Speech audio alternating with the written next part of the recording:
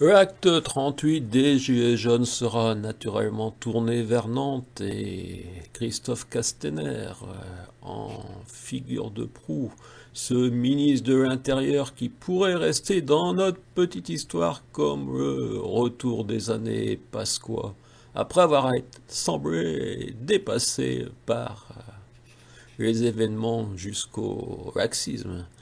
Bien que les descendants du chiracisme semblent dénoncer le comportement de ce premier flic de France, mais peut-être parce qu'ils ont la mémoire courte. Naturellement, l'intervention policière le soir de la fête de la musique à Nantes et la mort de Steve seront dans toutes les têtes de l'acte 38. Mais il est temps de penser, quand on est à la semaine 38, à l'accouchement et à l'endroit idéal pour cet événement.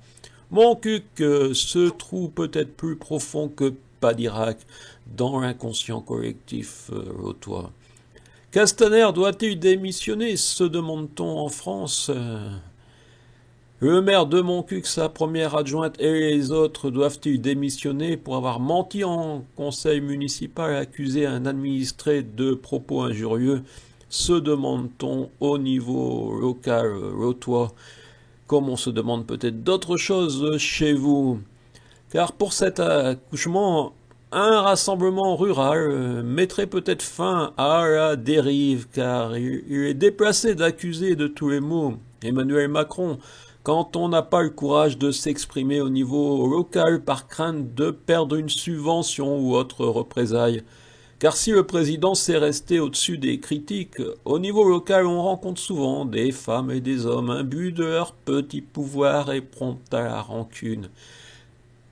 Si le mouvement des Gilets jaunes pouvait, par l'accouchement, ramener un peu de déontologie dans la vie politique et non s'éparpiller et se désagréger finalement en revendications qui ne sont que du pouvoir d'achat, donc qui ne sont que l'utilisation des principes actuels en saupoudrant avec un peu de social, comme de la même manière nos grandes fortunes font parfois preuve de grande âme en distribuant un peu de leur argent dans la charité.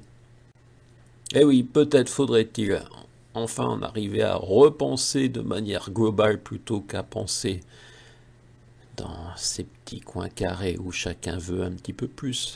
Les élus n'ont pas voulu donner de subventions. La démocratie, c'est quand il y a une majorité, eh tout le monde s'incline sur la majorité. Voilà. Peut-être que l'année prochaine, si vous vous comportez de façon différente, dans vos paroles surtout. Voilà. Ah, tu as servi qu'une fois.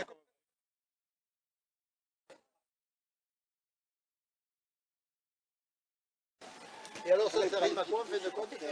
Et la démocratie, c'est pas simplement le vote, c'est la démocratie participative, la démocratie citoyenne, humaine, éditoriale même.